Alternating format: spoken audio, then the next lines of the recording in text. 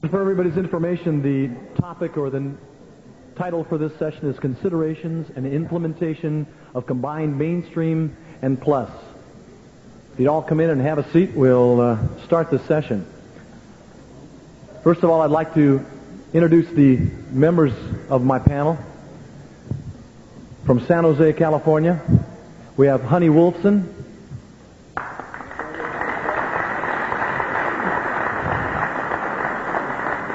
From West Springfield, Massachusetts, we have Ken Ritucci. Ken?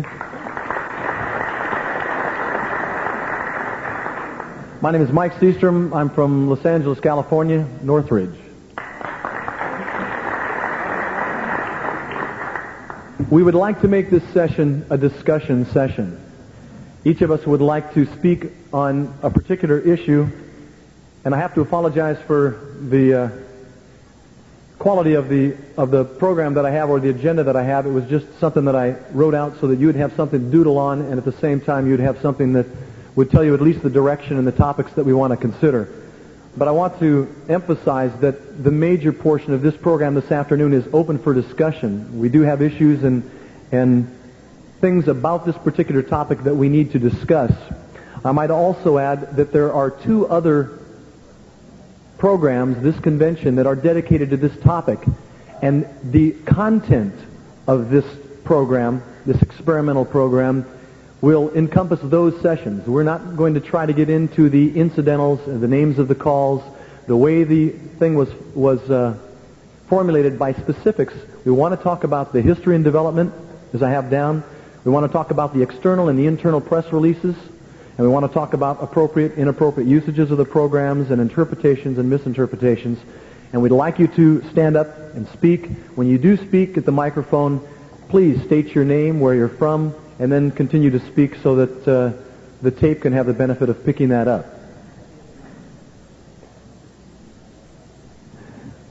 First of all, I'd like to start out with the first part of it myself, and that's the history of development. You know, many people think that this list was put together last year at Baltimore, but it's been a long time in the coming, in the sense that since 1984 or 83, comments have been coming in from callers and dance organizations and clubs regarding the problems with today's square dancing. For instance, from the Crossfire Convention in Dillard, Georgia, they had a list of problems perceived, and those problems were listed as the following: decline in the numbers of our activity. Number 2, it takes too long for non-dancers to become dancers. Number 3, we are not providing dance programs that will attract and retain non-dancers. Number 4, we need a simpler entry program for those who want to learn to dance. Number 5, a greater emphasis on training and teaching all callers. And a final recommendation was to establish a recreational dance program, not to replace any existing CALLERLAB program. Discussions of that 6-week community square dance program are included in the agenda for our session. The top comments from the Legacy Survey from March 1985. Number 1 was callers are the cause of the problems. A, underneath that, was greed of callers. 2, callers saying that they have to teach a certain way because CALLERLAB said so. The second comment, or the top comment off that Legacy Survey, was too many calls. The third was graduates are not ready for clubs. The fourth, should emphasize dancing for fun. The fifth, dancers are unfriendly, either preset squares or not visiting with visitors. Better teaching is needed. Number 7 was problems with levels or programs. There was a third convention of dancer and dancer organizations and callers held in Anaheim, California, put on by the 37th National Square Dance Convention group. And this was in an area that is predominantly plus-orientated, with dancers and dance organizations primarily running the clubs, and a very little emphasis on the mainstream and very few mainstream dances in the area. But some of their suggestions or recommendations were, in order of importance, to revise the basic and plus program to fewer figures, to try to keep dancers in mainstream instead of moving on to plus and advanced. And the third one was more emphasis on fun. Now, they actually had 30 points, and I could go on in here, but for a measure of brevity, let's kind of move on just a little bit. The Executive Committee, under then Chairman Bob Van Antwerp, in 1984, established an ad hoc committee which met in Phoenix for the first time in 1985, and the charge was to look over all of our dance programs for what should be included for what should be added, dropped, or rearranged. They were further charged with looking at recruitment, retention, teaching, transition from class to club, and leadership in our activity. Now, there were 40 members in this committee under the chairmanship of Francis Zeller and Dale McClary. And when we first met in Phoenix in 1985, for the first time, the energy was incredible in that room. I'm sure there were some of you that were there. The questions that were asked of the ad hoc committee were, number one, should we determine if our 41-week teaching recommendation for the 68 basics in our mainstream program is realistic or not? And if not, what does the committee recommend be changed? Number two, are we in need of dropping, adding, or rearranging basic movements within the confines of any of our programs? Number three, are we asking our dancers to accomplish too much in the way of figures, and are our figures too complicated or difficult to master for their intended enjoyment? Number four, what are the dancers telling us in relation to the overall dance activity? Have we bothered to find out? Number five, a large question to be addressed. What is the major reason for class dropouts or the problem in recruitment of new dancers? And six, last but not least, does CALLERLAB need to bite the bullet and admit that some of our policies were wrong and retract some of them via the membership? If so, what are some of the committee recommendations if they feel this should be done? Now, this charge was set up in December 1984 by the Executive Committee, sent to the CALLERLAB membership, and the first time this committee met in Phoenix in 1985. Between conventions in 1985 and 1986, 5 subcommittees of that ad hoc committee addressed and had an interchange of correspondence, and each one of those reports was given at the Baltimore Convention. Now, I don't want to go over these reports. They were given several times at that convention, and those of you that were in attendance know the content of them. But there were certain points that led to the creation of the experimental 25-week mainstream and plus program. They were the recruitment problem, classes are too long. 2, we can only hold one set of classes per year as per CALLERLAB recommended teaching time. The prospective dancers have to wait until September or January to join, and many of them lose interest. The conclusions were to cut the length of time required for classes. Number 1 suggestion from this recruitment problem was to use the basic list only. Number 2 was to modify existing basic, mainstream, and plus lists to fewer number of calls. Number 3 was to use only standard setups in class. Callers, clubs, and dancers need to concentrate on making new class and club members feel more welcome, being friendly to everyone, and not to just those people you know. Use the motto fun, fellowship, and fitness. In summary, the class-to-club transition problem involves proper leadership, because leadership is really the most critical of all our problems that faces CALLERLAB today. Look at any successful endeavor, and you'll see that you'll find good leadership. The final message is, are we expecting too much of our new dancers in too short a period of time? We must find ways of slowing down the process and allowing it to be fun. The resolutions that came out of that convention in Baltimore and all these reports were not meant to change the areas where the CALLERLAB recommended programs were working well, but offer options to those areas finding it difficult to make these recommended programs work and suffering the before-mentioned problems the most. Now, the resolution that came from the ad hoc committee from Francis Zeller, chairman, and Dale McClary, vice chairman, were, be it resolved that a committee shall be appointed by the incoming executive committee, which will include the chairman of the mainstream, the plus, the advanced committees, who will direct this committee to make recommendations to the Board of Governors on a suggested list of dance movements that will be published no later than August 15th, 1986. This suggested list will be offered to the general membership and tried for a 1-year trial basis beginning September 1st, 1986. Be it resolved that CALLERLAB establish a committee to determine which calls from the basic, mainstream, plus lists can be capably caught in 25 weeks at 2 hours per session. Now, this was the resolution as passed in Baltimore. After the convention, the traditional committee, the mainstream committee, and the special short and learn to dance committee set out on their work, each one of them on a different experimental type of a program. There was a great deal of correspondence, confusion, and individual interpretation that began to muddy the waters thereafter that convention. And a press release came out on July 3rd in 1986, and it was put together at the National Convention by most of the Executive Committee. Many of you saw that press release. This release was entitled, "What's This I Hear About New CALLERLAB Programs?" Its intentions was to clear up the misconceptions. I'm not going to read that release at this time for brevity's sake, but this release brought forward two terms that had not been discussed before. These terms were destination and stepping stone. The CALLERLAB office received a tremendous amount of correspondence about the use of these terms. The members of the Board of Governors even complained that these terms were never discussed at the Baltimore Convention. The Executive Committee press release basically stated the true intentions of the resolutions, except these two terms created confusion. These terms and their intention are still open for discussion here in New Orleans. When Red Bait's Special Committee made the first report to the Board of Governors at the due date in early August 1986, the Board of Governors disagreed as to the format and the amount of calls to be taught, and regretfully sent Red Bait's Committee back this list for condensing and further refinement. Now, this meant that we would miss the September 1st deadline, but the Board felt almost unanimously that the initial committee draft was far too complicated for a 25-week teaching period. The report was then delayed and not released until November. The Board felt that the delay was warranted because the quality of this program was more crucial than meeting the intended deadline. Now, when the program was released, the short explanation that accompanied it was far more important in its interpretation than the program itself. Now, some groups took this explanation as written from the correspondence that CALLERLAB received. Other groups never even read this interpretation. So I'd like to read this special committee report that came out at the same time of the list. Some of you read it, some of you may have not read it. It said, Special Committee Report. Red Bates, chairman of the Special Committee, established to review the mainstream and plus programs to develop a 25-week Learn to Dance program, is pleased to announce the completion of the committee's work.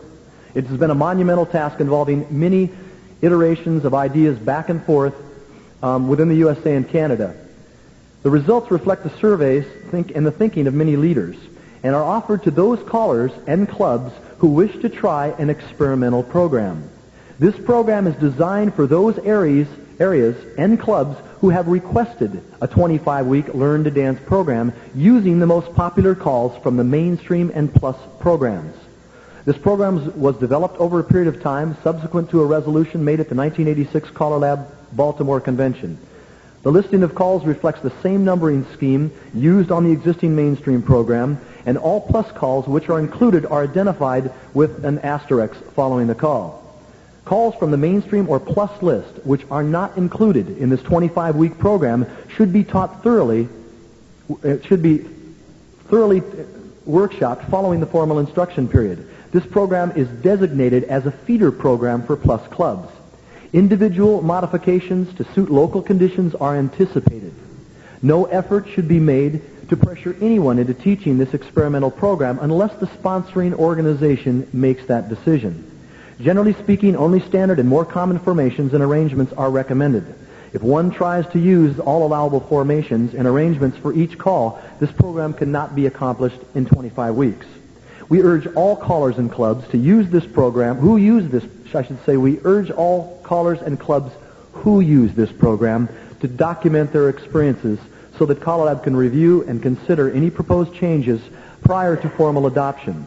If you have any questions, please communicate them in writing to the CALLERLAB office, and it gives the address.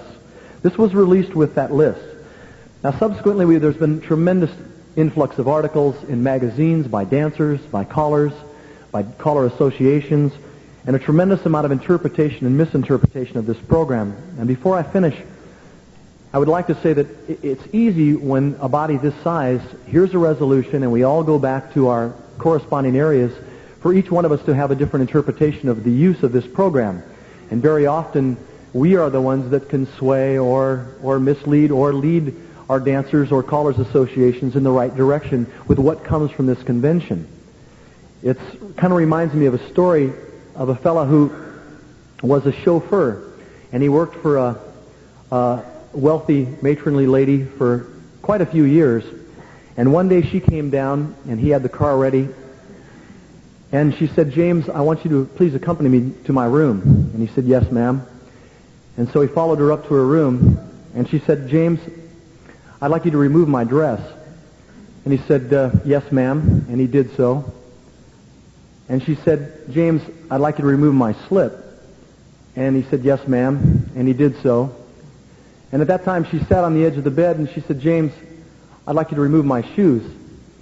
And he said, yes, ma'am, and he did so. And she stood up and she said, now, James, if I ever see you wearing my clothes again, I'm going to fire you.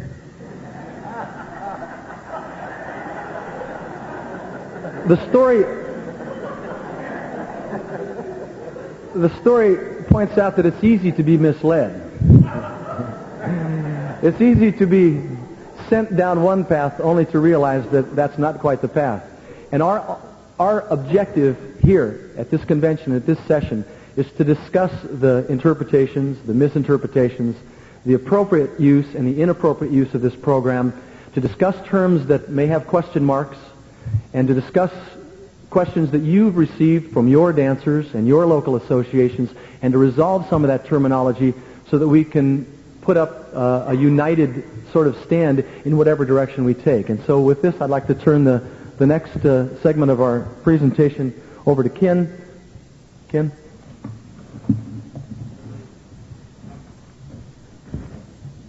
Thank you. John Jones spoke about communication, and I agree, but I also think it deals with attitude, which I'll discuss a little bit in a little while. First of all, before I discuss appropriate or inappropriate use of this program, is there anybody in this room, please raise your hand, who is using this program? Clap, please. Seems to be the new system. Okay. I feel that if you're going to use this list, you have to determine, first of all, if it's appropriate not only for you personally, but for your club, your dancers, and most importantly, your area. I am currently using the program in my area, and it seems to be working fine, which I'll discuss a little bit longer. I'd like to go back for a minute and discuss and ask everyone a question. Have we gotten too good?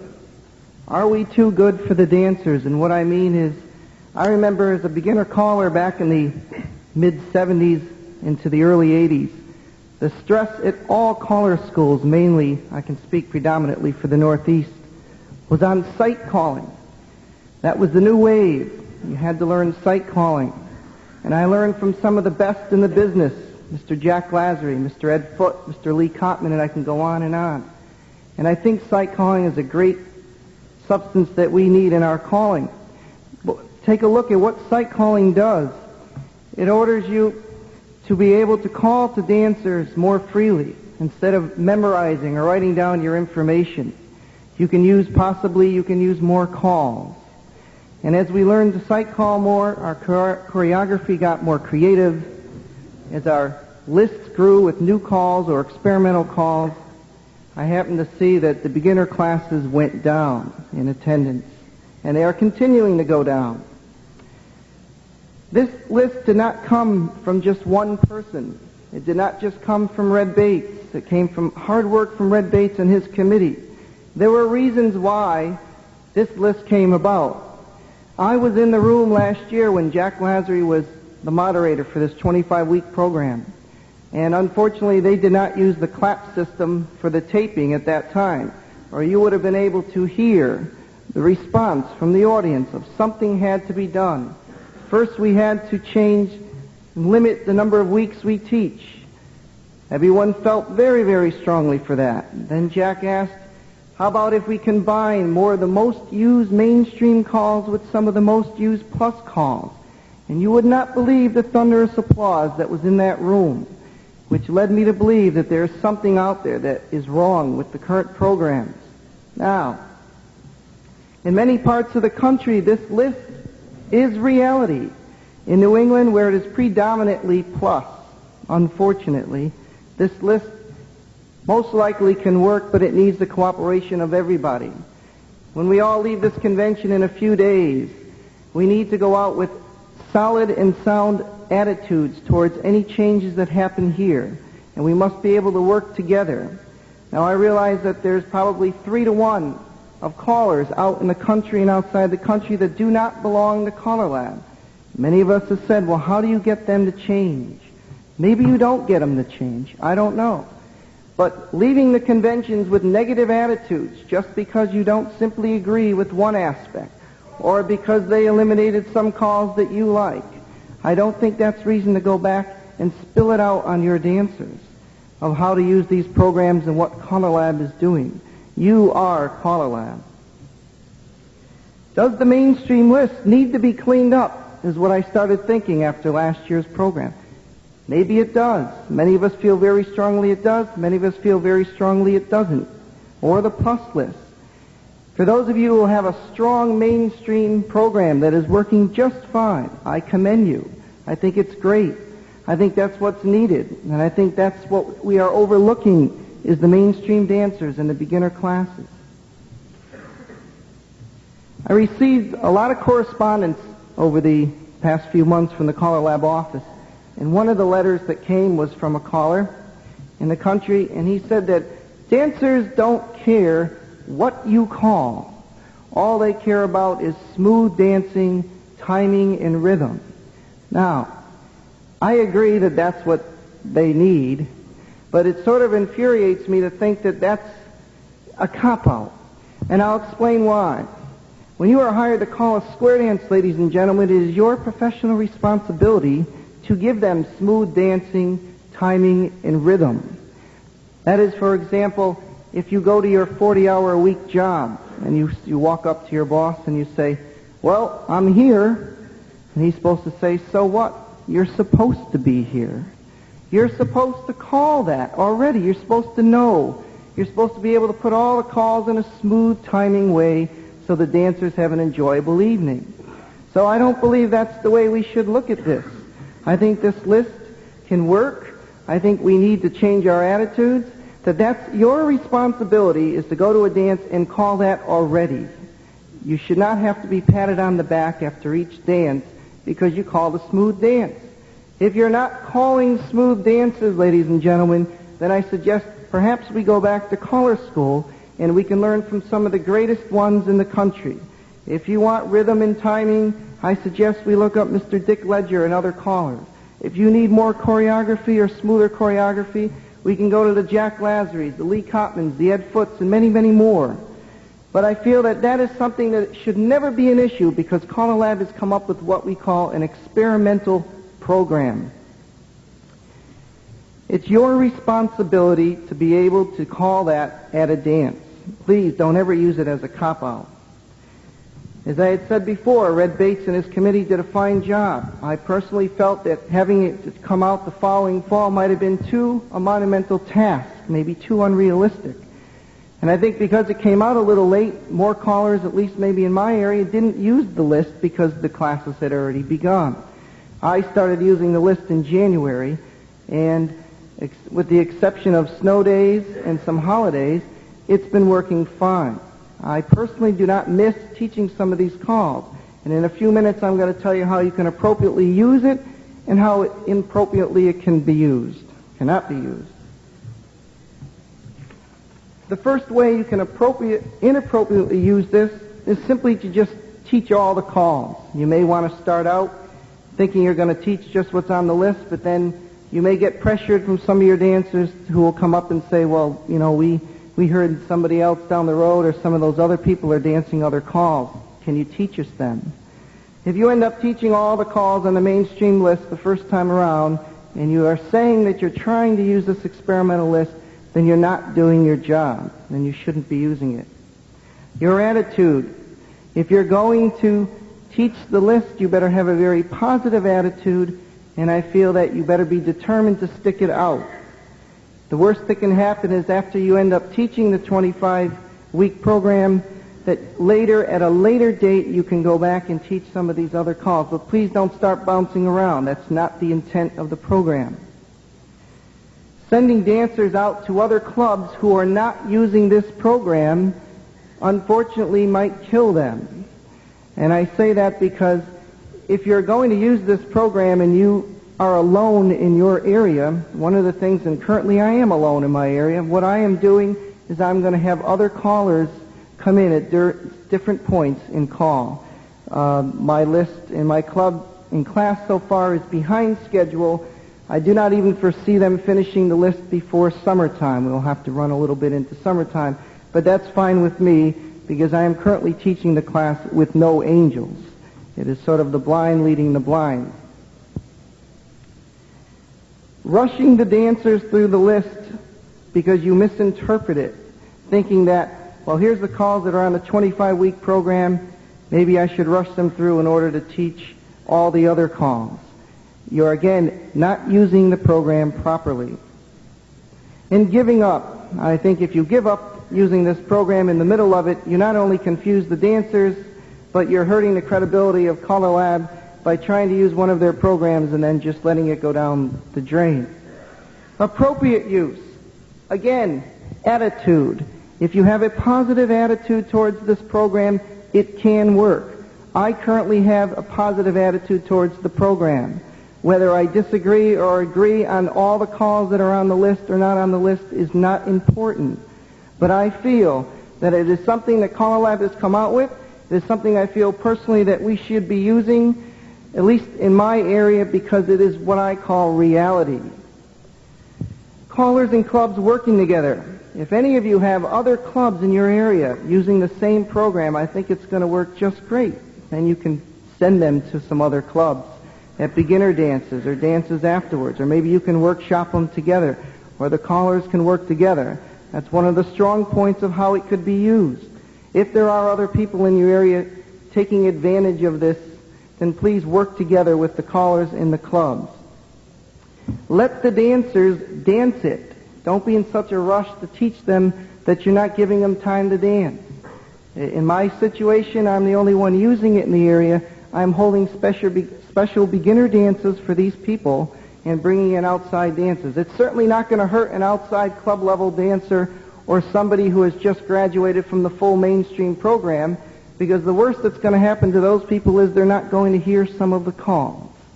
And I don't think they're going to come running up to you after the dance with a list in their hand saying, you didn't call this and this and this.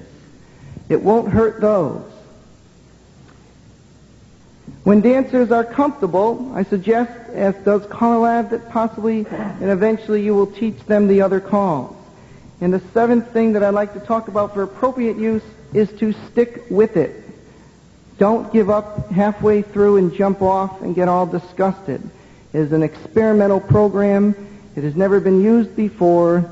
And, of course, you may have some setbacks in the beginning, but I think you should stick with it, because down the road, this is what it may be leading all up to, something of this kind of nature. My final comments. Is this the final product that will come out of this convention or future conventions from CALLERLAB? I don't know. Is this just a cure-all? I don't know. I don't think so. I think it's a step in the right direction. I think there's a cry across the country that we need something like this. Or is this something that will wake us up? I received many letters from across the country that said, leave it alone. The mainstream program is working fine. The plus program is working fine. And I'm happy to see that, because unfortunately I think if this is what had to be done in order for us to recognize the lists we already have right underneath our nose, then so be it. But is that the way we're going to go? Can we live with the mainstream and the plus as we now know it? Some areas are doing fine, some are not. Letters stating to leave the mainstream and plus alone again are coming through. I feel that maybe in the end we will. But if there are changes to be made next year in Reno, hopefully they'll be for the positive. For those of you who've been using the full mainstream and plus lists, again, I commend you, because I feel it is not an easy task, especially in areas that are predominantly plus. For example, in New England, a few years ago we decided to combine the plus 1 and 2 programs. And I was all for it. I said, this is great. We're going to really put a big wall up to stop these other callers and clubs from rushing their dancers through the whole plus list. There'll be no way, I thought, now they can do it. There's just no way. It will slow down the process. Unfortunately, it didn't work. They just steamrolled right through the whole list. Another problem out of that was we don't have a lot of what you can call real plus clubs in the New England area. If you're hired to call a dance, you'll go in there and you know right off the first tip or so what you can call and what you can't call from the plus list, and yet they're labeled as plus. I think something needs to be done. A combined effort like this can work just fine. You can give the dancers some of the well-known plus calls and some of the most commonly used. Jim Mayo and his committee also worked very hard to see what was done, what was being called across the country. And to me, this is reality. In finalizing, I feel that we need to get continuity back within CALLERLAB. When we leave these conventions, we have to go out and try to explain to callers who really are turned off by CALLERLAB what we are doing and why we are doing it. I feel that we have to put what John Jones says, the fun back in square dancing, because we need to realize that we cannot keep up with other recreational activities if we're going to tell the dancers 25, 35, 41 weeks later you will be able to go out and dance fully. Thank you.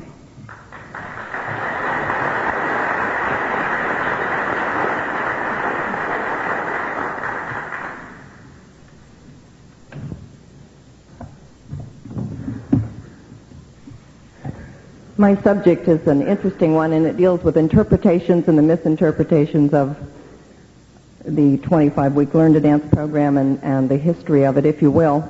And I think that for those of us who were in attendance at last year's convention, we have one thing that we all agree on, and that was that we passed a resolution to create a program that would encompass the most popular of the plus and the mainstream moves, and we would use it on an experimental basis in the coming year. And I don't think it was until later that we started to realize that we really had gone away with sort of two schools of thought. And one of them, of course, being what has actually come about, which is the 25-week Learn to Dance program, which is intended to be used as a transition to the plus level, and is what was released by the Red Bates Committee and is in use in some areas now. I think kind of like, we all know the story about the law professor who has someone run into class, murder someone and run off, and then they get all the eyewitness opinions, and they're all different. And I think that somewhat along that same line, that's what happened here last year. And there's another school of thought who went away thinking that what they heard was a call for a 25-week Learn to Dance program encompassing the most popular of the mainstream and the plus moves, but intended to be experimented with as a possibility, as a destination level. And then, in fact, what we were looking for was a program that was a total one-season, 25-week teach, rather than 25-week teach, and in our area, an additional 25 weeks to get our dancers through the plus level. For those of you who don't teach in the heavily plus areas where we have virtually no mainstream programs, we're now up to running our classes at least 13 months and longer, and you start to see the dancers' eyes waver after a while. We don't view it as necessarily a terrific situation. Along with that original the term interpretation versus misinterpretation, of course, depends on which school of thought you're in. If you interpreted one way or the other, then you, in fact, know what the misinterpretation was, depending on which side you're on there in the original one. So it's hard to say what was the true interpretation or what was the misinterpretation. Along with that beginning, which I think had a great deal of confusion involved in it, we had the press release that Mike mentioned, which indicated, I think, that what in fact we had passed was resolutions to create additional destination levels, and that pretty much gave us all something to agree on, in that most of us agreed that that really was not how we had interpreted that. But that confusion, I think, added to much of the interpretation or misinterpretation of the program today. Along with that press release, following that was the release of the 25-week program. And on the back of that, of course, if you read the instructions what to do when you're done with the 25 weeks, it says that you teach these moves if you're intending to go to mainstream level, or plus these moves if you're going to plus level, which unfortunately gave some indication that the program was intended to be used in a mainstream situation, which I think clearly that was not the case as it was released. But that just added to the confusion. And at this point, much of what we really need to do is in my mind, when I think about it, possibly the bottom line for me is to wonder what problem it is we're really working, and if we're creating solutions without knowing what the problem is. Are we really looking for a 25-week introduction program, or are we looking for a single season 25 we teach as a destination level? And I would be interested in hearing your opinions on that, because that interests me as a caller. One of the things that we're looking at here, of course, and Ken mentioned, is that with the 25-week Learn to Dance program, we create a mobility problem for many of our dancers. And if it's okay, Mike, I'll just go on into what I view as the future situation. Mike had asked me also to lead into the future of the program, along, I think, with clearing up what it is we truly intend with this program. Unfortunately, it was released late enough that we don't have any really meaningful data as to how well it's working, and if you can input with that, we could use that input. But it is going to, we didn't really give too much thought, I think, as to the mobility problems that a transitional program would create. And we need to give some thought, I think, as to what happens when the dancer, for instance, in our area, the question we have as a Callers Association agreed to use the 25-week program, and we implemented it with our January classes. The question, of course, is now occurring to us as to what we're going to do with our dancers when we bring them into our clubs, because we have a situation where all our clubs are weekly, or we have open dances on Saturday night. Do we now tell our club dancers the club's going to a dance Saturday night, only the old club members can go, not the new ones? So we have this implementation problem, which I think we need to give some thought to for those areas that are using that, and how we're going to handle that as far as being a future situation. We definitely need to clarify the destination level or transition level or whatever we intend with this program, and consider and certainly give some guidance, I think, as to what we intend to do at the end of the transition and of the 25-week program. I think a lot of people are saying, great, now we've done our 25 weeks and we have another 25 weeks to teach, but what is the intent and how should we utilize that? So with that, I will end my portion of the discussion. Mike is going to moderate the question. True? Yes. So thank you very much. Thank you, honey. Thank you, Ken. Listen, for just a second, if everybody would just stand up real quick, turn around, stretch, introduce yourself to those around you.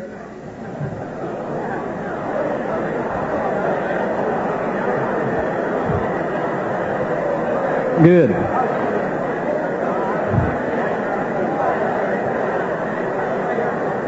Listen, if you'll all go ahead and take a seat now.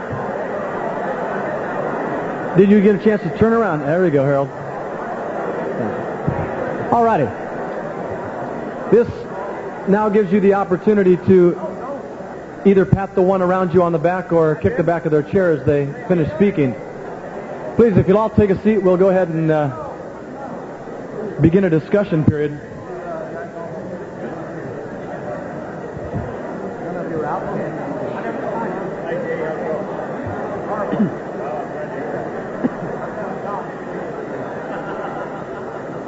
All right. You know, I think one of the things that we really hoped in sessions such as these, that we really get a chance to sit down and talk and roll up our sleeves a little bit and just let her out. I'd like you, once again, if you step to the microphone, please state your name, where you're from, and go ahead and address the issue. Yes. Yes, I'm Kenny Ferris from Laurel, Maryland, which is in the Washington, D.C. area. Do I understand it's all right to make comments about the program in general? And, I mean, are you opening this up to any kind of discussion? We're opening this up to any kind of discussion. We'd like to stay off the specific individual calls. Very good. This will be discussed in the subsequent. Okay. I think we're kind of kidding ourselves to say we have a 25-week program, but if you look at the deferred calls, there's 55 calls that we're deferring for later workshop in our clubs? Do our club dancers want to spend every week of club dances workshopping? If so, we're not having square dances anymore, but nothing but workshops. And I think maybe what we really need to be doing here is deleting calls, not coming up with a new list and putting these here and these here. Anybody like to respond to Kimmy's thoughts? Honey? Well, I think Ken has a good point, because that was one of the ones I tried to make, which is, have we really come up with the solution that we're looking for? We who work in the plus areas recognize that, in fact, we're still going to be teaching 13 months out of the year. And it's just now a function of where we're going to be doing that teaching. I'll be quite frank with you, in our area, the clubs will not generally hold still for 25 weeks of workshopping. And I anticipate that we're going to receive some resistance along that line. But I can only guess at that, because we don't have any facts to base that on. But it's a very valid point, and one that we really need to consider as part of this program.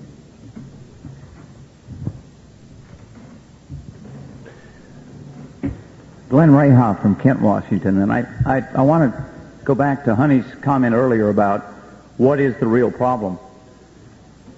Having not called in areas that are strong plus areas, that are strong mainstream areas, both in Oklahoma and now in Washington State, I think maybe we need to look at what's going on in those areas that we don't have strong mainstream programs, and what can we do as an organization to convince the dancers in Southern California, wherever, that we need to get back to the mainstream programs and not this push to get to plus all the time, and get back to what square dancing is all about, and we wouldn't have to worry about how many weeks we taught, whether it took you 25 weeks to teach the mainstream program and not this push to go a whole year and be plus dancers. I can probably speak for the Southern California area. When I first began to call in Southern California in the early 60s, all of the clubs were run by callers. All the clubs had club callers. As many of those callers retired and moved on, many of those clubs, because of there being so many callers in that area, began to contract callers to call each of their dances, and pretty soon there were maybe 24 or at least 12 different callers that called their dances throughout a year. The dancers in these clubs, particularly those that had been dancing for years, really enjoyed the variety that various callers provided by coming to their clubs. The main problem that it created in those areas was that it was difficult for the new dancer coming out of a class with one caller to make the transition to a club program with multiple callers.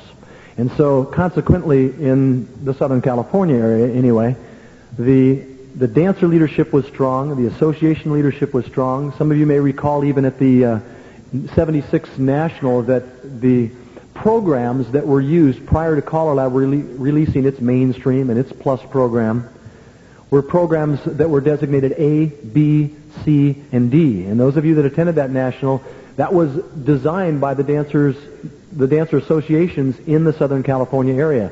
I'm also aware that in New England there were other programs that were designed in that area. And at that time when CALLERLAB came out with its programs, it had enough national clout where the CALLERLAB programs became predominantly recognized. So it's interesting that in those areas where the predominant leadership seems to be dancer leadership or dancer organization leadership, where there's a predominance of multiple callers, where there's a lot of clubs and a lot of dancing that goes on, where many of us are kept as busy as we possibly can be calling to the various clubs, that the mainstream area has or the mainstream programs have fallen by the wayside. And although there's been an attempt to regenerate those programs, it seems that the main recruitment base is the plus dancer, that plus dancer who has direct contact with his friends and acquaintances. And there seems to be that dancer pressure to go on to the plus program. And that evolution has taken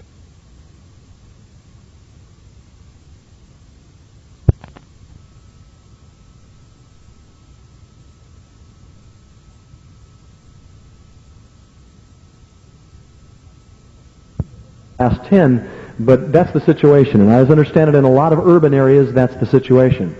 Anybody else would like to address this question or address that the last gentleman's question? Invited. Jim?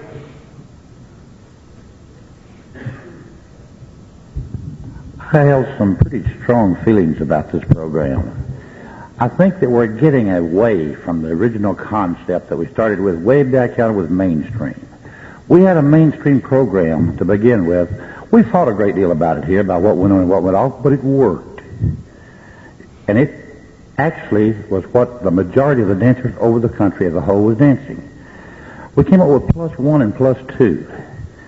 And +1 began to get mixed into mainstream. So we put a Band-Aid on the cut. We combined the two of them. It didn't stop the cancer. It kept going. We froze mainstream. Nothing could be done about it for a while. So what do we do out here in the field? We continued as callers. And gentlemen, the fault lays right on your and my back because we did it. We combined a program of mainstream and left out what we didn't want to call in mainstream and picked up what the dancers told us they didn't need to do in plus. We had callers when the plus movements first came out that the dollar signs turned in their eyeballs. They were setting up plus lessons in our area, run them for like 10 weeks, charging like $35 a person, putting 30 and 40 squares in the hall and emptying the hall after that and starting all over again. No place for them to go. They came back to us, to the mainstream callers, the dancers did, and said, hey, what about this? So we were forced into it. The whole thing is, you made the mistake a while ago that reality is mainstream. Reality is mainstream. I'll agree with that entirely, but reality is not the mainstream list we're dancing on today. I'd hate to see us put another Band-Aid on this cancer that's gotten a hold of us. I'd much rather see us continue, if possible, with this program as an experimental program for another year, and at Reno next year, decide if we really want to make mainstream what mainstream was intended to be, and that is what the majority of the dancers over the United States are dancing.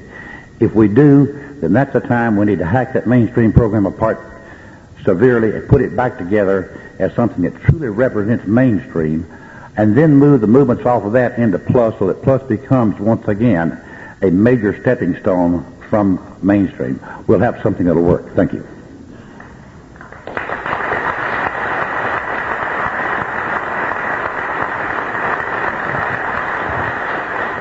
Any more comments?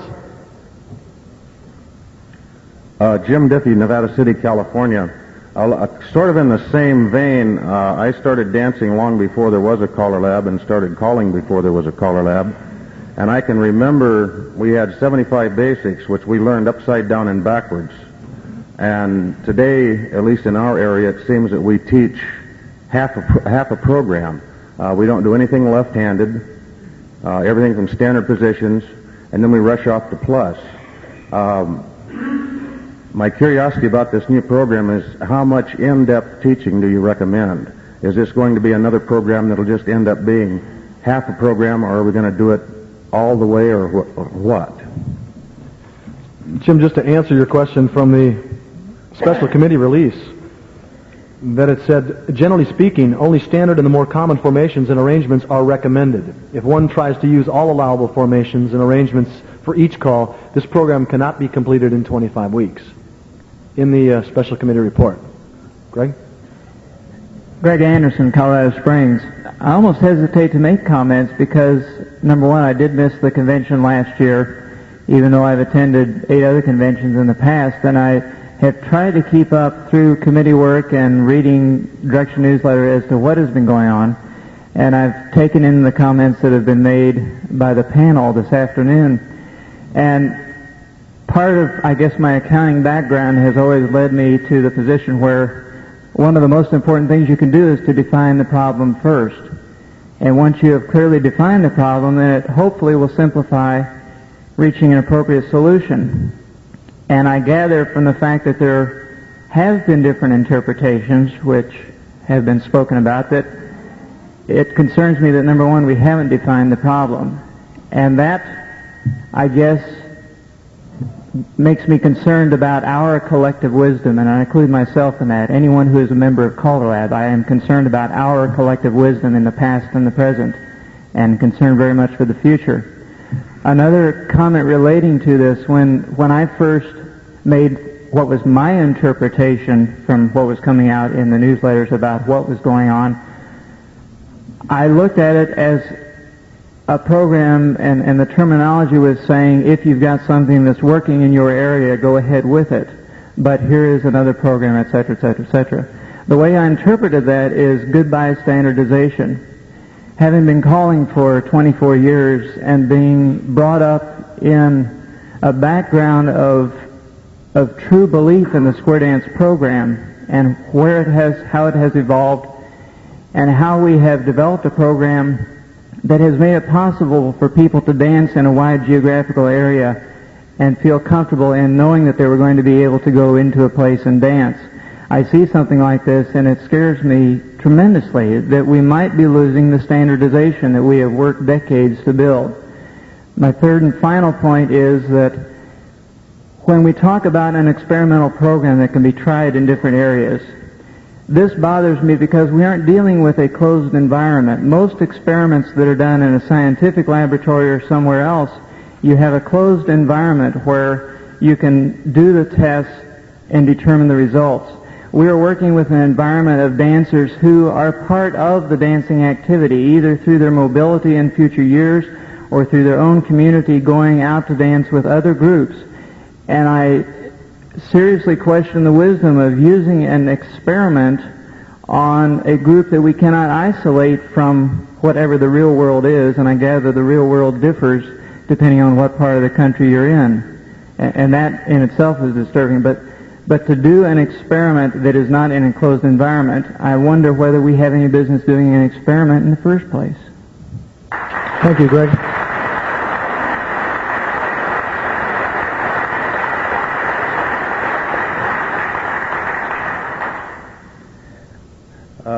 I'm Bob McVeigh from San Antonio, Texas. All of this concerns me. I'm not sure I understand what the original intent was now that Honey has explained to us the list, or what she thought was the intent. Right. I think mainly what I want to say is that we in the San Antonio Callers Association have agreed that we don't really basically have a problem with the current program. We have in our area approximately 40 square dance clubs, of which 3 of them are advanced, 1 is a tape challenge, approximately 4 5-plus clubs, and approximately 30 mainstream clubs. I agree, we have a problem of recruiting and teaching people and keeping them for approximately 35 weeks. We have come up with a suggested 75-hour teaching program, which coincides with the CALLERLAB recommendation. We all, I think, or a lot of us, have tried to uphold and to teach the concept that we have agreed on in CALLERLAB. And so when we find out that we have problems with it, it concerns us too, because this is what we say that we're going to do. Another thing that concerns us, when we have open dances, anniversary dances and association dances and so forth, most of them, I'd say 95% of them, are labeled as mainstream dances with announced plus. We don't use star tips in the terminology. We use with announced advance. This seems to satisfy most of the people that come to the dances. It's confusing in a way because we have a mainstream dance where nothing but mainstream is called until the 4th tip. It's announced as a plus tip coming up.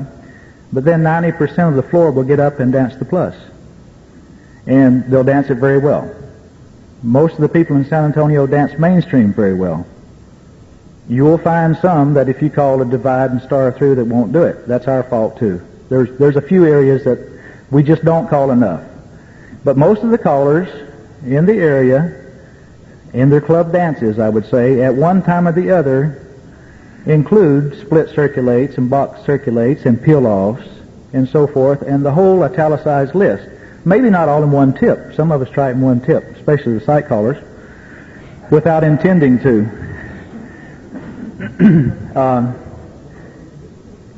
But I don't think that we have a problem other than, and I would like to see some way to reduce the teaching time, and I would even be willing to sacrifice in some way some of the moves that we have if that's what the answer is.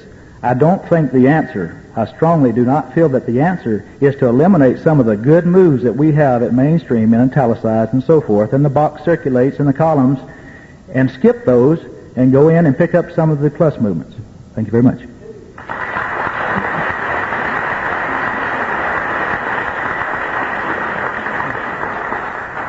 Yes. Yes. I'm Rusty Wright from Santa Fe, New Mexico, and I'm president of the New Mexico Callers Association. We're basically or predominantly a mainstream level area where we do have plus clubs. And like everybody else, we have some problems.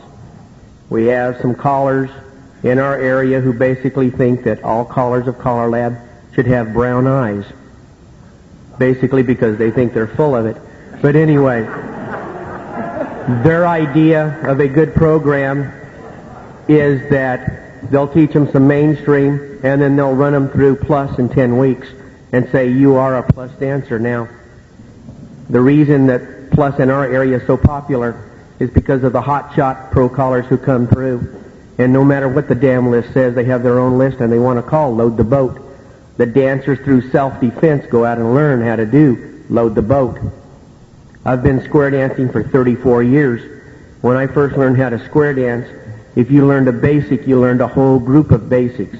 You learned how to do the Texas Star. You did the entire group that required to do Texas Star.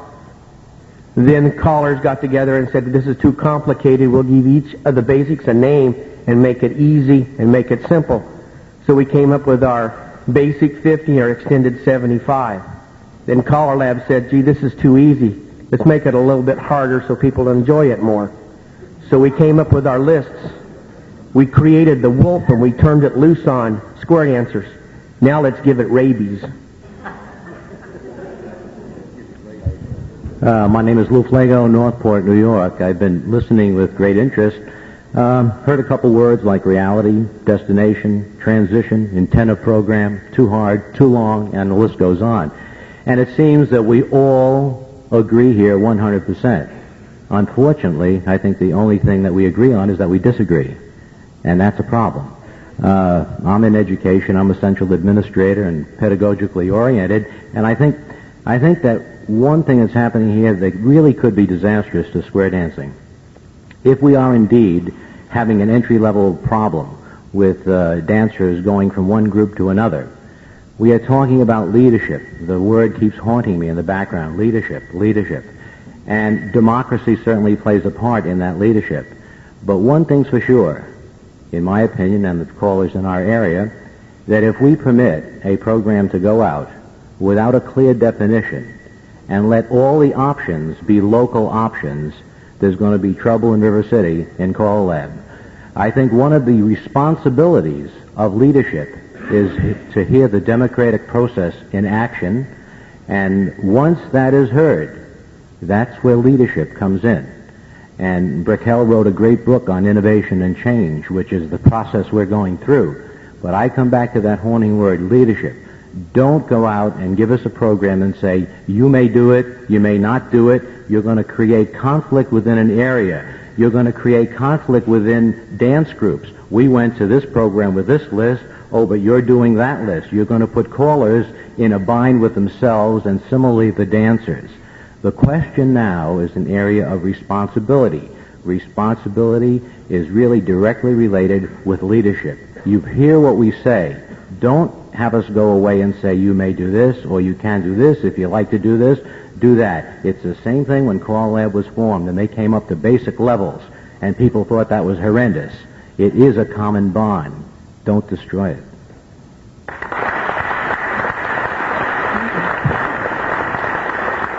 This is good. It's good to address some of these terms that we have not addressed before.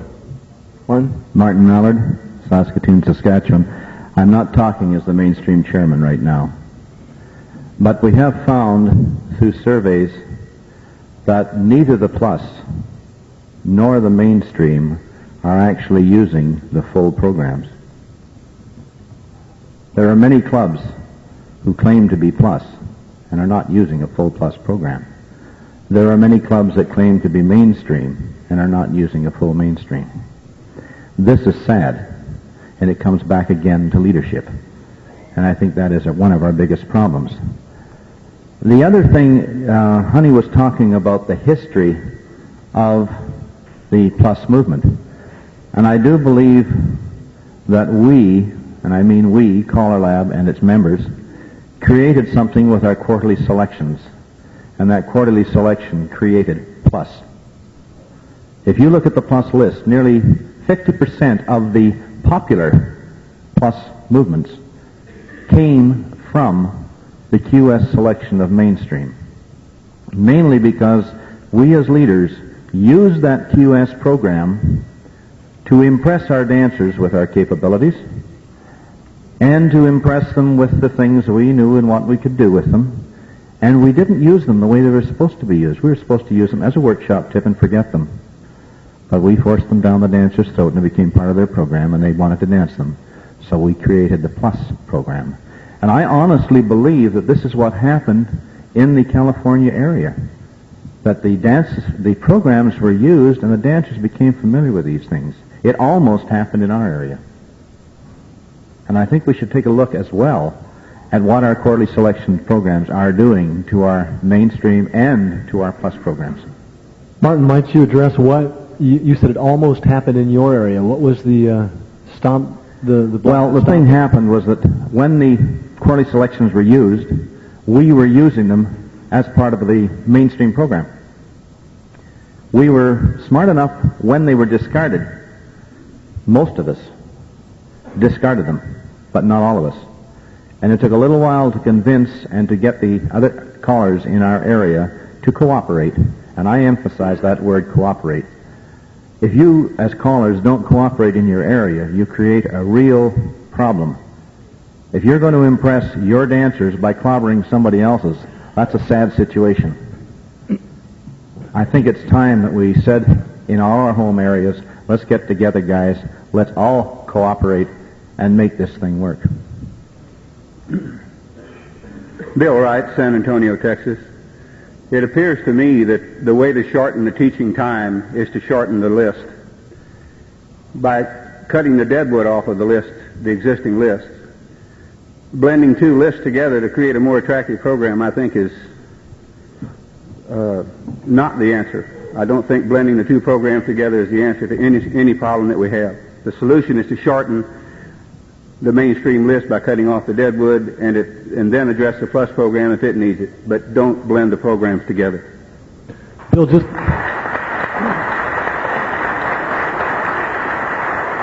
just because somebody else might have this question, if you were to shorten the mainstream list and remove calls, where would those calls go in your estimation? If they're not being used at all, kaput, okay? If they would perhaps be more appropriately used on the plus list, i.e., fan the top, peel off, put them there. That's what I would say. Thank you, Bill. Marty Furstenberg from Portland, Oregon. Mike, I've been listening to a lot of things here that aren't really disturbing to me, but probably would clear up some areas. First of all, I've heard this term 25-session or 25-week program since this morning. And I really believe that's the wrong term to look at, because if we're looking at sessions in comparison to hours, we could be talking drastically a whole difference of time span. Just to quickly let you know that 25 sessions at 2 hours is 50 hours of floor time. 25 sessions at 2.5 hours is 66.5 hours of floor time. And 25 sessions at 3 hours is 75 hours of floor time. So we really should be talking in terms of hours that we want to get involved with these programs, regardless of what direction we take. We need to talk in terms of hours, I believe. Marty, just to clarify that, in the original resolutions, it was a list that can capably be taught in 25 weeks, 2 hours per session. That was the original resolution. Okay, I'm sorry, I didn't realize that. But it's still, 2.5 hours would still make a drastic difference in that concept. I also want to say that no matter what we deal with in any of these programs, whether it be experimental or existing, we need to have a finishing point for those dancers. Those dancers have to look forward to say, that's the day that I graduate, I am through learning the system, and I can go out and go dance that program no matter where it be, and so on. And that's our responsibility to maintain that after that point. But the whole key thing is once a dancer learns that program, they create that moment of success. And it's that moment of success that they have on that floor that creates what we say is fun. That's what we're teaching these people, is to have fun. They cannot have the fun without that 3 seconds of success when Alaman Left is called and they find that corner. That creates that fun concept that we're looking for. Now, we've been hearing experimental this and experimental that for the last 3 to 5 years on so many things. It truly is time we settle down and make some serious decisions that we can all walk out of here with and promote and come up with some real solid programs that we can all rely on. And the only other thing I heard another comment about incorporating star tips or a plus tip at a mainstream dance.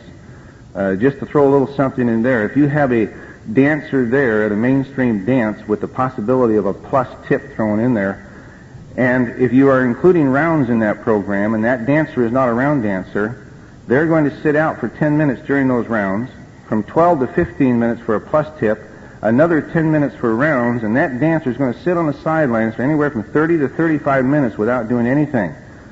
That's discouragement for that dancer in that program. It doesn't take much of that before they're going to be thinking of other terms to go to. Thank you. The only other thing that I want to say here is if we're talking about mainstream, I say keep it simple. I don't care what it incorporates, I say keep it simple. If we're talking plus, let's keep it creative. And if we're talking about anything beyond that point there, then let's keep it at the best grade that we can possibly keep it at. But we've got to have that simplicity first to encourage dancers to move on to where they want to dance, not where we want them placed. Thank you. It's an interesting topic that we have just touched on today, is the topic of positioning. And that might be something that some of you might wish to address. Kenny Ferris, Laurel, Maryland, second time. Kind of alluding to what Martin Mallard had to say, I thought you might be interested. I brought along with me the 1976 Mainstream and Plus program, and he said something very interesting. As we created these quarterly selections, we kind of fell in love with the calls and didn't want to let loose of them. And if I can tell you, in 76, the experimentals, the quarterly selections were recycle, coordinate, half-tag trade and roll, Ferris wheel, pass the ocean, chase right, and track 2. A year later, all 7 of those were still on the list, as well as touch, a quarter, half, 3/4, roll, not just the trade and roll, crossfire, and extend. As you notice, every one of those calls is now included in either the mainstream or the plus. We just weren't able to let go. But incidentally, or ironically, whatever, the plus plateau at that time, we have deleted a number of calls that were on the plus program originally, which leads me to believe that, yes, Virginia, we can get rid of some calls. Back then, Clover Flow was a plus call, Grand Parade, Ice Cold, Tear Off, Red Hot, Substitute, all of those. And in the course of the last 10, 11 years, we have dropped them. So I just wanted to bring this up that, hey, we can drop calls. Life goes on. And think about it before you add spin, chan, and exchange the gears to the plus program this afternoon.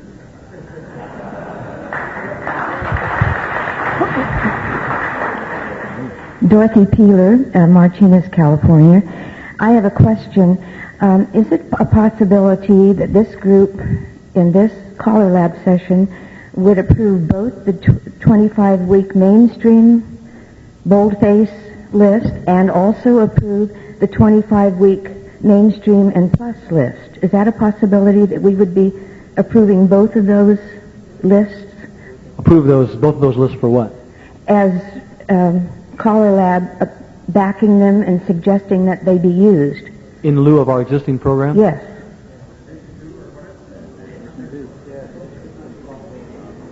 First of all, the mainstream program is frozen. Good point, Mark. The mainstream program is frozen until next year. Next year at the Reno Convention is the first time that list can be changed in content, and I think that is being discussed at the mainstream meeting. So in essence, I guess I'm saying no, we really can't make those kind of changes to retract or add calls to that particular list until... Right. Tony Oxendine from South Carolina. A couple of points. I think part of the problem we have here is that all of us guys have an eye problem. I listen to guys come in and the first thing is, I do this and I do that. And I think sometimes we don't see the forest for the trees. And what works very well in Sumter, South Carolina may not work very well in Los Angeles, California. And I think we need to take that into consideration. The mainstream list that we have is a very, very good list, and the guys that wrote it to start with put a lot of time in it, and it's super. And as far as I'm concerned, it could stay like that. Unfortunately, the way it's designed, it can't be taught. People aren't doing the 41 weeks of 2.5-hour lessons. You know, I'm glad that some of the guys here say they do. I'm glad of that. But in most of the areas that I travel in, that's not the case. There are calls that I cannot go to your area and call. I cannot call peel off from a Z formation without getting in trouble. So to fix it, I don't call it. That may be wrong. But I just don't call it because my job is to have the folks dance and not to show them what they know or they don't know. So what we have here is we said, okay, the folks in the country, most of the country, not a particular area, but most of the country is doing this, and they're not doing that. Let's figure out exactly what they're doing, what they're not doing, try to put it together, and see if we have something that will please most of the people. What we have isn't working. It would be great if it could, but it's not working across the country. It works well in Oregon. I did an Oregon State Festival, and the main hall was mainstream. That's really unusual. If you do a dance in South Carolina and label it mainstream, you don't have anybody. If you label it plus, you get folks. I don't believe you should do a mainstream dance and do plus tips. If you can have a plus dance, have a plus dance. I don't like to do star tips or whatever you want to call them, unless you do them at the completion. Do them at 10:30 or whenever the dance is over, that's fine. I don't think you should take up dancer time in the middle of the dance. But I think...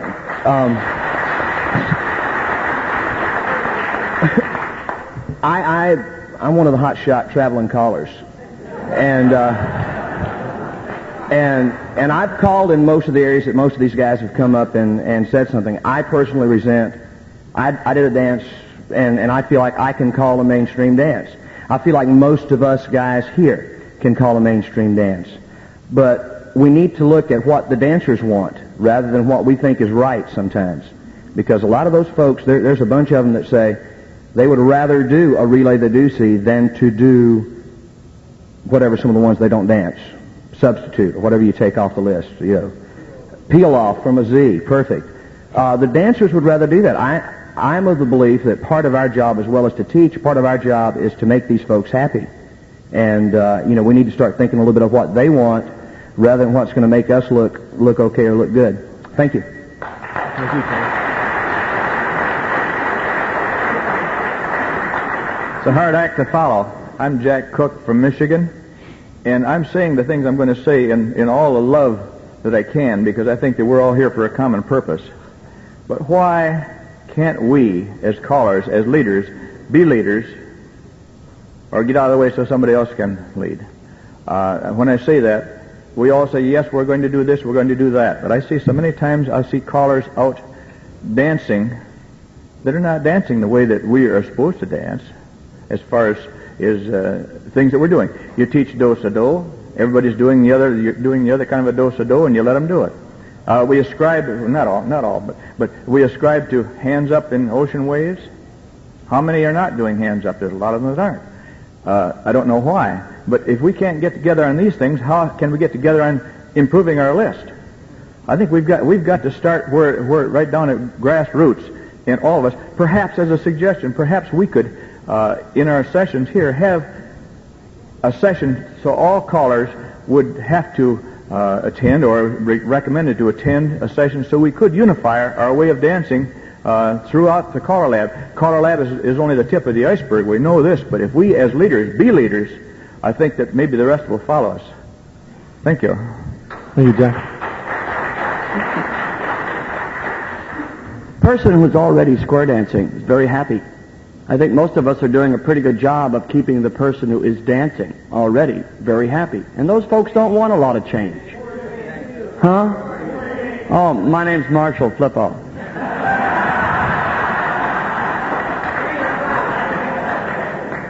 And sometimes I think we need to look back over our shoulders at these kinds of programs as not being really to be changed or rerouted, if you will, for the already dancing square dancer, because he's happy. It's the person who we're not getting into square dancing any longer, the folks that we've lost, the reduction in our beginner classes. And if we look back over our shoulder a little bit, 1, 2, 3, 4 years down the road, when those very happy people now say, no change, leave it alone, there's not going to be anybody to replace them in the sufficient numbers that we all would like to see. And I think that's the real reason why we have to make some strides toward making our entry-level dance program possible for new folks to get enthusiastic once again about participating in square dancing. And that's really why we need these lists to be reduced, no matter which tack we take. Personally I feel that we should not combine programs in any way, shape, or form. Any reduction that is...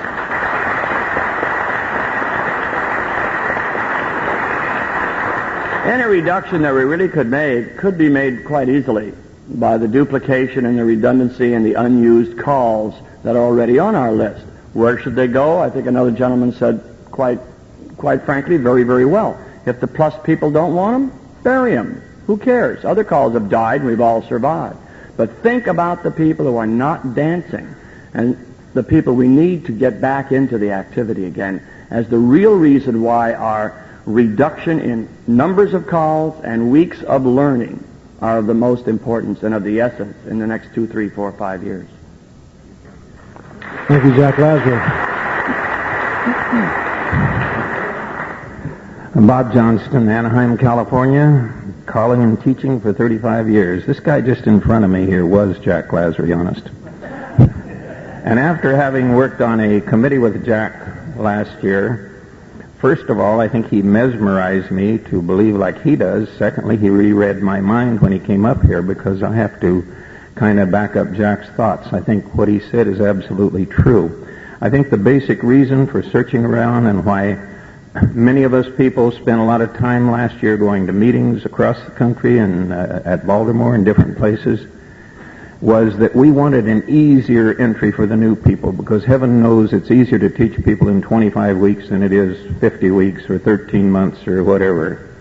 And the big thing was that I think everybody can see that square dancing, there's no secret to this, I think has dropped off in many areas. And I certainly would have to say that in the Southern California area where you have one of the largest square dance organizations in the world probably, and they have dropped from 1967-68 figures of 350 clubs to 125, I believe I'm correct at this time. And so something is happening there that those people are dropping out. And I think the programs basically, as in the Southern California area, Honey Wolfson said predominantly strong plus. I would say predominantly designated plus clubs more than anything, because heaven knows that many of those clubs are not truly plus clubs, and the people that are in those clubs are having one heck of a time reconciling 250 names immediately. And I think the entry level, as Jack has pointed out, where I have to defend CALLERLAB because I've been a member of it for years. If we didn't have the list now that we do have, we'd be back where we were many years ago, each guy using experimentals every night. At least we have a list that if people who, well, Tony said, we have eye problems.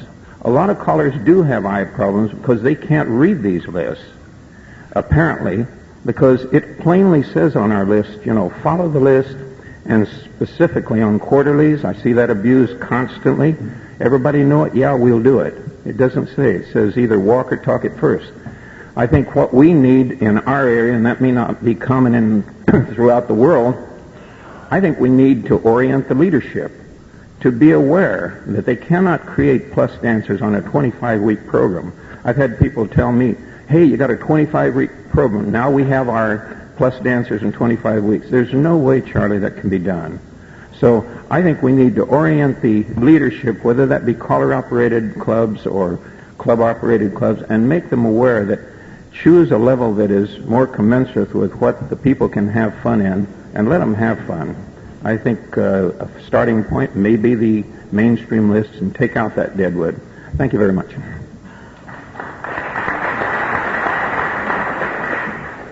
I'm Bob Baker from Oak Ridge, Tennessee, caller for 2 or 3 years, more like about 28.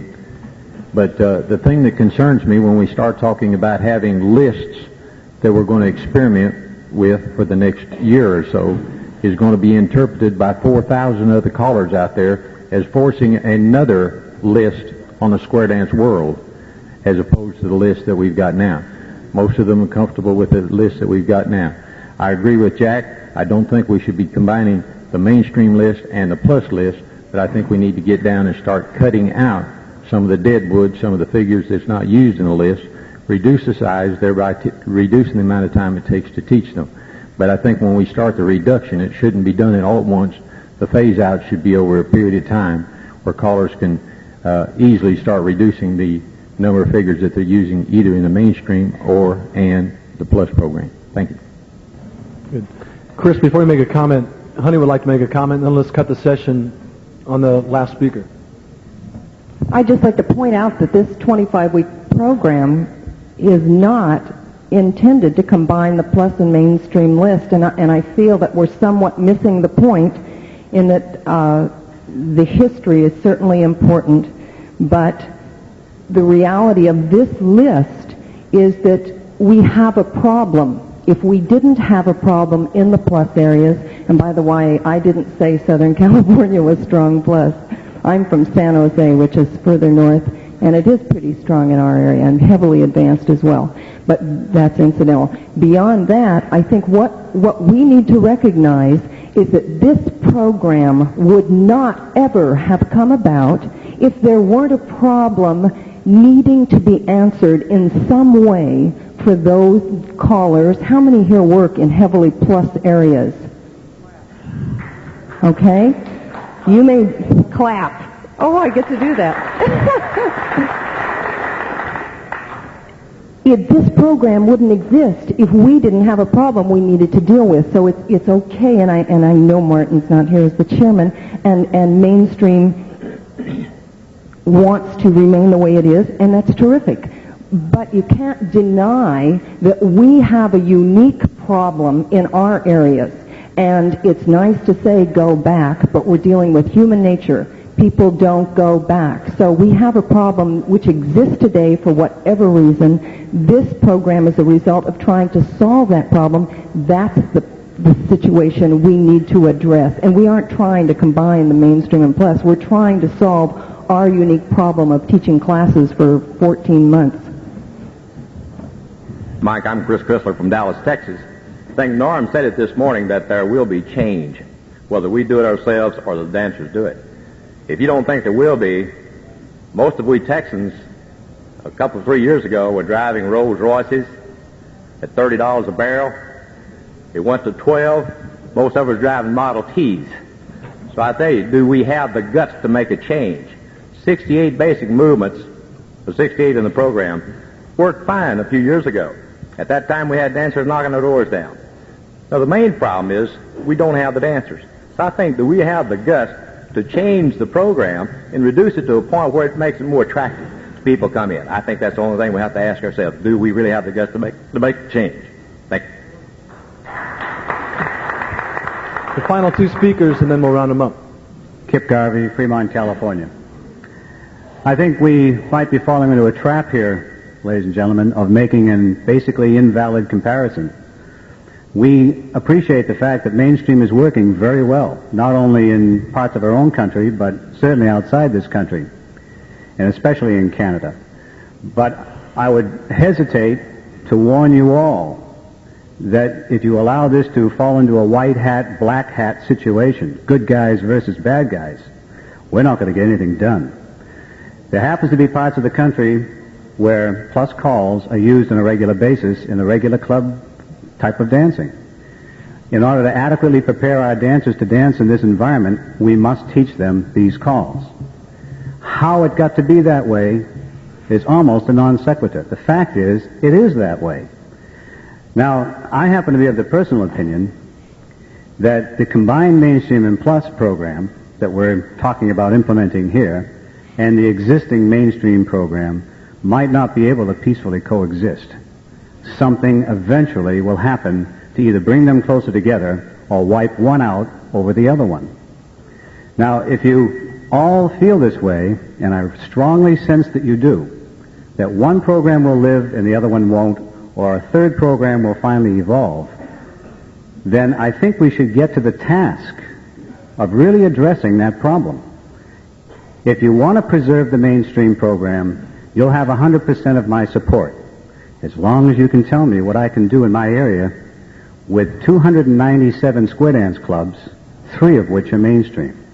If you want to preserve the mainstream program as it is, then please explain to the members of the NEC who run our annual national convention that they can no longer set aside 9 huge Coliseum-sized halls for plus dancing and only 2 or 3 halls for mainstream dancing at the national convention. These are facts of life. Now, there's a question of mobility here. When you try to compare dancers who go to nationals and dancers who live in California, which is a highly mobile area, with other parts of the country where dancers don't get around so much and don't dance as much, finally you come up with a true correlation. There's a true correlation there. The only reason dancers need to know any kind of plus material is when they travel. That's the only real reason that they have to know the plus, unless they live in an area where plus is the thing to do. And we're not talking about a matter of degree here. Do they do all the plus, some of the plus? Can they do it upside down and inside out? Folks who live in Oregon, primarily mainstream areas, travel down through California, and these traveling dancers have to accommodate the fact that they're moving through a plus area. And they do. They make that accommodation very easily. If the dancers can accommodate the fact that both of these programs exist, we have to be able to accommodate it too. Concerned callers communicate is the theme of this convention. Maybe it should be concerned callers cooperate.